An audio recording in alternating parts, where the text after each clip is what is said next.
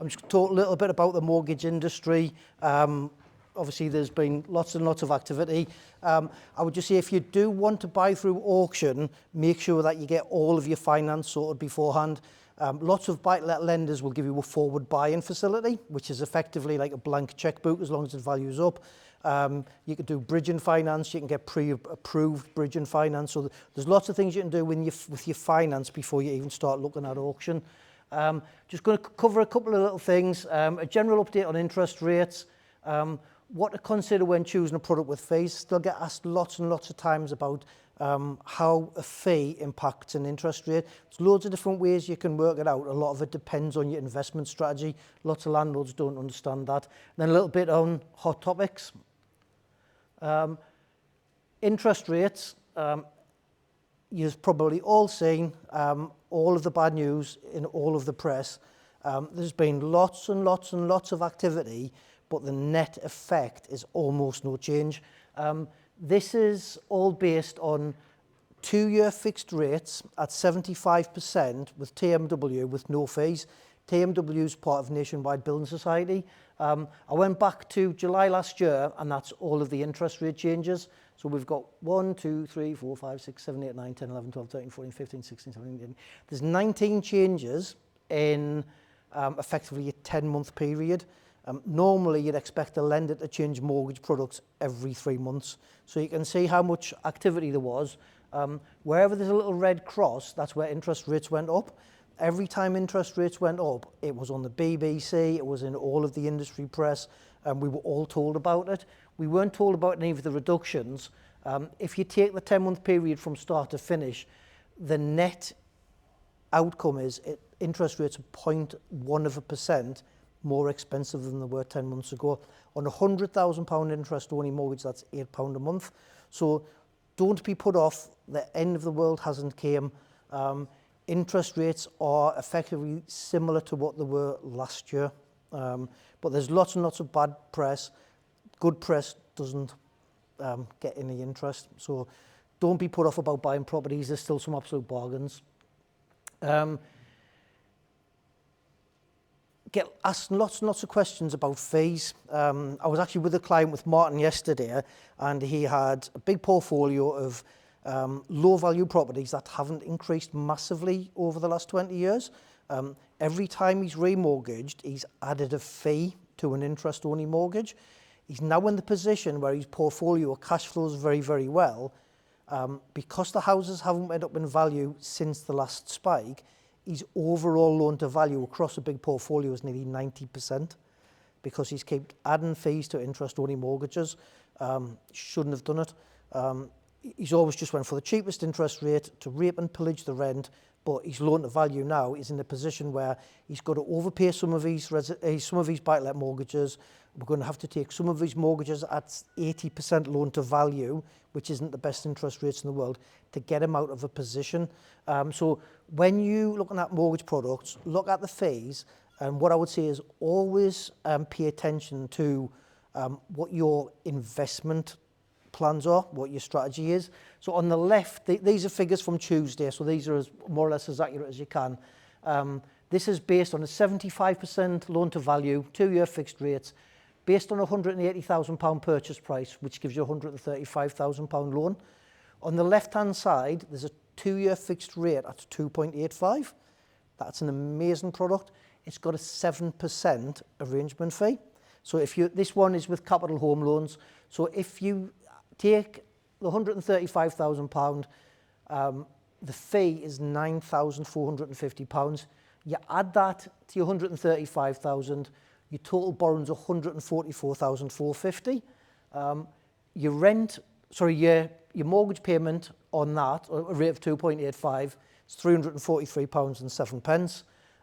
Your rental income on this property was £1,150. Basically, obviously you've got other costs, you've got your insurances, you've got your tax and things like that, hopefully no voids. But the net outcome is you're making £806 per month, times that by 24 months. So over the 2 years, you've had just over £19,000 worth of income. If you take a 5% capital growth, so you've bought the house for 180, goes up by 5% for the 2 years, That house that you bought for 180 is worth 198,500. Your loan to value, because you added the fee after 2 years, is 73%. So if somebody come to us and said, Paul, I'm not bothered about capital growth, I just want rental income, that's not a bad product. It's going to give you £19,500 worth of income. At the end of the 2 years, you're still below 75% loan to value, but if you were to remortgage it to raise some more money, you can only take 4,387 out of it. So if you're investing for income, that's a fantastic product. You'll get lots and lots of income. You won't get any capital growth because you've added such a big fee. If you take exactly the same property, TMW has got a 2-year fixed rate with no fees. It's a free valuation, there's no arrangement fees or booking fees, but the rate's 5.09. So exactly the same scenario. Your borrowing now is 135,000 because you haven't added a fee. Your monthly payment is more expensive because the rate's higher, so £572. Same rental income. The net outcome is your net rent is 577, times it by 24 months, it's £13,800. Still not bad, but obviously not as good as 19,500. But assuming the same interest, assuming that house has had a 5% compound growth, then you've got less income, 13,855. But if you were to remortgage it at 75% after the 2 years to take some more money out towards another deposit, then you've got nearly just short of £14,000 that you can take out. Lots of landlords just ask us basically, what's the cheapest interest rate I can possibly get? The cheapest interest rate you can possibly get is 2.85. On the vast majority of occasions, that's not the best product for you. So again, if you use us, we will always give you best advice. That's what we're famed for. If you're using a different mortgage advisor, just ask about products with, and again, these are the two extremes. There's products with 2%, 3% arrangement fees. There's products with flat fees. So if you're buying a higher value property, it's normally worth buying, taking a mortgage out with a reasonable interest rate and a flat fee, maybe it's £1,000, £1,500 rather than a percentage. So there's lots and lots of calculations goes into it. You can't simply add the fee in and work out what your yield is. So when you're looking at properties, when you speak to your mortgage advisor, if they ask you what your investment strategy is, they haven't lost the plot. They're asking so they can give you good advice in relation to mortgage fees. Lots of people don't take that into account. Lots of mortgage advisors, and I've been a mortgage advisor for 30 years, are rate tots. They'll simply put your details into a computer. That's the cheapest interest rate. £343 looks like an amazing payment. That's how much rent you're going to make. In the future, you will have issues if you keep adding fees to loans like that. Couple of things which are hot topics at the moment, mortgage terms. When I look around the room, I've known some of you for over 25 years. Lots and lots of landlords took mortgages out when they were at the peak 25, 30 years ago. The interest-only mortgages, whether you take a 5-year or a 40-year mortgage term, it doesn't make a difference to your mortgage payments. So lots of landlords have just kept picking new products, doing product transfers, doing remortgages. They haven't extended the mortgage term. Back then, most lenders wouldn't let you take a buy-to-let mortgage past the age of 65 or 70. Because you didn't have a difference in the mortgage payments, most landlords just did 25-year mortgage terms. I've had, in the last month, at least 12 landlords with at least 5 properties each who have rang us and said, I've come to the end of my product, can you help us? And when I've looked into it, it's not the end of the product, it's not a 2-year fixed rate or a tracker rate that's coming to an end, it's the end of the mortgage. So we're having to get agreement in principles to send to the current lenders, say, please don't repossess, we'll keep paying the mortgage on standard variable rate, we'll need 3 to 6 months to remortgage the property away from you. So when you're looking at doing your portfolio planning, don't just look at your interest rates, look to see when your actual mortgage ends, not the fixed rate or the tracker rate, when the actual term of the mortgage ends. It's a massive problem and people are not doing anything about it. Lenders have changed criteria, they've had to. So you can now get, with Birmingham Midshires, which is the second biggest buy-to-let lender, they've just extended their term to age 99. The mortgage works as age 105. Smaller building societies like Newcastle Building Society have no upper age limit. So even Bruce will be fine for a while. Limited company remortgages. Limited companies have obviously came around in the last 5 or 10 years. lots of good products to start with, some even better ones now. People are coming to the end of 5-year fixed rates and so on, and they're looking for new mortgage products. If you remortgage, even on a remortgage product without any fees, so you can still get a buy-to-let remortgage with no arrangement fees, no booking fees, free solicitors and a free surveyor, you will still have to pay your personal guarantees, take your independent legal advice, and obviously pay for the personal guarantees to be put in place again. Typical cost for that is about £250 plus VAT per director. So even if you've got a completely fee-free deal, you've got 3 directors, that's nearly £1,000 worth of legal costs for a fee-free remortgage. When you're looking at limited company buy-to-let mortgages to start with, ask the question, does that lender offer product transfers? So lots of lenders do now, they didn't used to, but they do now. A product transfer isn't a remortgage. So if you've got a mortgage with TMW, get the end of your fixed rate, to move to Birmingham Midshire, it's going to cost you £1,000. TMW will offer you another product with no fees, and because the mortgage is already with them, there's no additional independent legal advice, there's no personal guarantees. A little bit of common sense, but people don't do it. Lots of people will take the cheapest interest rate. Quite often the cheapest lender doesn't lend their own money, they do securitization. So when it comes to the end of your product, they can't offer you a new product, you've got to remortgage elsewhere. So when you're doing your limited company remortgages, or purchases, look for lenders who will offer you product transfers.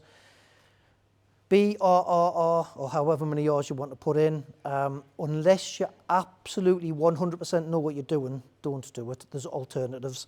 We've seen lots and lots of landlords at the minute who are coming to us, bought this property, Paul, spent 15,000 on it. I've been told it's now worth X, I bought it for Y, and none of them value up. I had one in Sunderland recently, bought a 3-bedroomed cottage, terrace cottage, the type you all know, bought it for 80, spent 15,000 on it. He was told it'd be worth 140 to 160 afterwards. He was given 3 comparisons, all sold within 3 months, all within a quarter of a mile. The cottage he bought was on the front street between Screwfix and the laundrette. All of the comparable ones were in the terraces behind. So the information that he was given wasn't factually incorrect, but when we come to remortgage it, the maximum we could get would be literally a £2,000 uplift on what he'd paid for it, legals, and his refurbishment. So if you're going to do a buy, refurbish, remortgage and rent product, make sure you've got all of your ducks lined up. Quite simple alternative is a light refurbishment product. So you will buy it with a 75% mortgage, you give the surveyor a list of scheduled works with costings, and you tell them what you think the afterworks value is. They'll go out and say, yeah, that's exactly right. You're buying it for 80, it's worth 120. Or you're buying it for 80, you're going to spend 15 grand on it, and it's worth 95 best. Don't do it if that's the case. So BRRR, make sure you've done all of your research properly, or use a refurbishment product. Rental calculations, I'm hoping everybody's put their rents up because you can't do it for another 12 months. But we still see quite a lot of instances where landlords are not charging what they should do. Interest rates have gone up from their previous products, and when they try to remortgage, the rent doesn't meet the lender's rental calculations. There's more and more lenders now who are using top slicing, so they'll use surplus rent from property A to finance the loan on property B. They'll use your own personal income to cover any potential loss in the rental calculations. So we're still having some issues with rental calculations. Hopefully everybody's put the rents up to where they should be, or if not, they will do in 12 months. So that will not be such a big issue in the North East. It has been quite a big thing. Green products, it's a massive thing for the government to increase energy efficiency. The way they're doing it is through lenders offering better products, cheaper interest rates, cash back. Some lenders are even doing incentives like free EPCs and things like that. So it's a massive thing. There's not many specific purchases for purchase, but refurbishment loans or further advances, there's quite a few lenders who will give you a much cheaper rate if you take extra money to increase your energy efficiency. I never normally sing my own praises, but I'm actually going to be in the 1% club.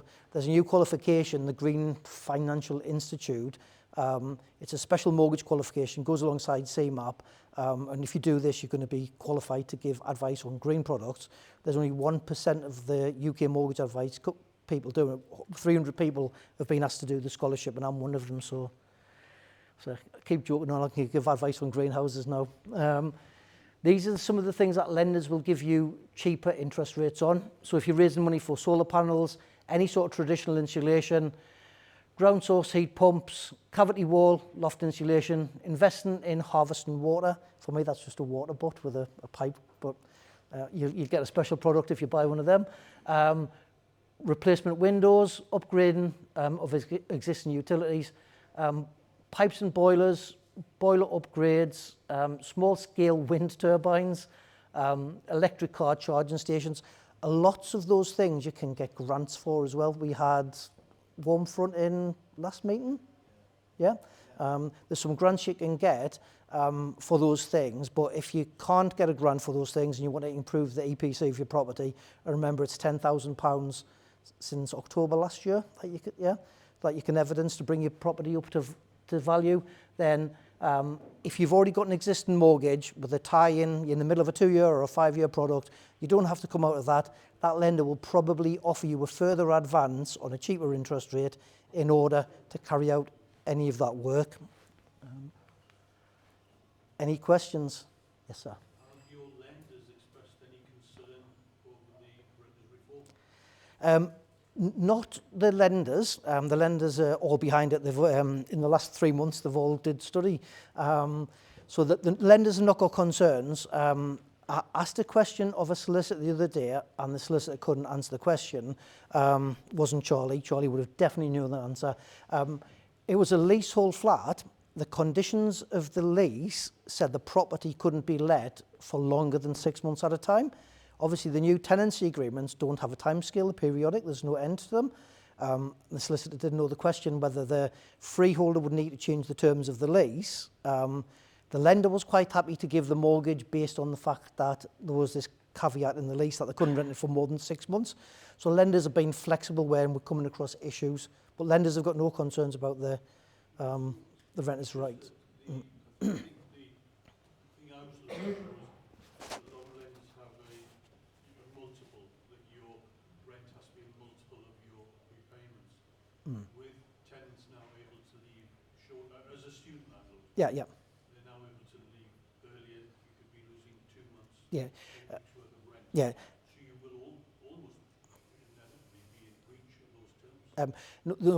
What they do is they work out a calculation when you purchase the property.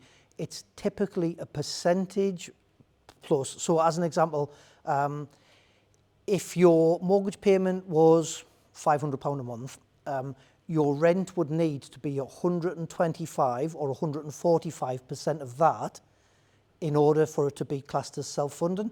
So they're building a tolerance for voids, they're building a tolerance for tax. There's a different calculation if you're a higher rate taxpayer to a basic rate taxpayer. There's a different calculation for limited companies as to private individuals. So the lenders have already calculated voids or potential voids and tax into the ICR, the rental calculations, before they issue them. So some people say, well, if the interest rate is 5%, why does the rent need to be 145% of my mortgage payment? If I'm doing a 5-year fix, mortgage payment isn't going to change. If the rent matches the mortgage payment, why do they need a tolerance? The tolerance is to cover voids, basically additional costs, repairs, taxation. So it's already voids or potential voids is already factored into ICRs. Could that be different for commercial lending? Slightly different for commercial lending, yes. Yeah. Yes. Do you have lenders that offer bridging mortgage products that give you? Yes. So the refurbishment product that I mentioned there, what you do is when you buy the house, you give the lender a schedule of works with costings. So you might say, I'm buying this house for 80,000, I'm going to put a bathroom in, £2,000, skim, whatever. So you give them the contracted purchase price with a schedule of works and the costings, and you tell them what you think the end value is going to be. The surveyor goes out and values the property. They say, yeah, you could do all the things on there, and your house that you bought for 80,000 is worth 120. So they pre-agree the afterworks value at the initial stage. Yeah, they release the money. You buy the property, you carry all of the work out, and then you go back and tell, it's the same surveyor, so you go back and say, Billy the surveyor, I've done all the work. Billy goes out, he says, you've done all the work on the schedule, I've already told you it's worth 120,000, and they'll give you 75% of that. How that works technically is, the first tranche of money is bridging finance. It's still on the same interest rate as your mortgage, but they'll give you the bridging finance to start with.